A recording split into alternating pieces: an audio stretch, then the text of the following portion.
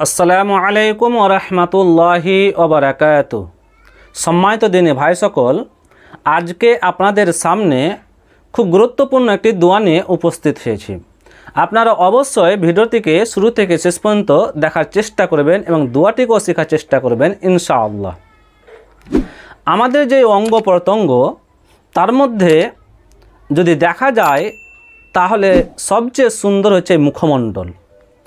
তো দেখা যায় যে কিছু মানুষের মুখমণ্ডলে অনেকগুলো ক্ষত বা ব্রণ বেরিয়ে যায়, যেগুলো বের হওয়ার কারণে মুখের যে একটা সৌন্দর্য সেটা নষ্ট হয়ে যায়।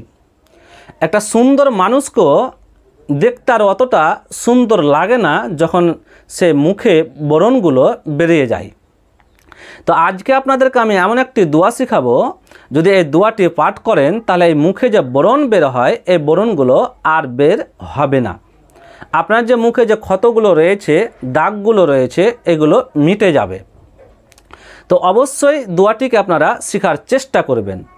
আমি দেখেন স্ক্রিনে দোয়াটি দিয়ে দিচ্ছি, আমি উচ্চারণগুলো বলছি। আমি উচ্চারণগুলো কয়েকবার করে বলবো যাতে হয়তো আপনাদের মুখস্থ করতে সুবিধা হয়।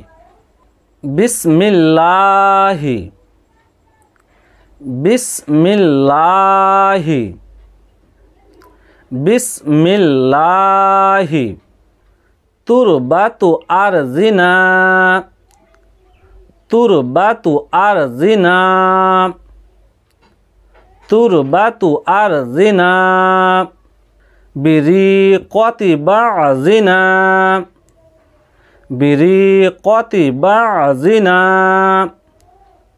বিরিকতি বাজিনা ইউশফা বিহি সাকিমুনা, ইউশফা বিহি সাকিমুনা, ইউশফা বিহি সাকিমুনা বিইذনি রব্বিনা, বিইذনি রব্বিনা, বিইذনি রব্বিনা।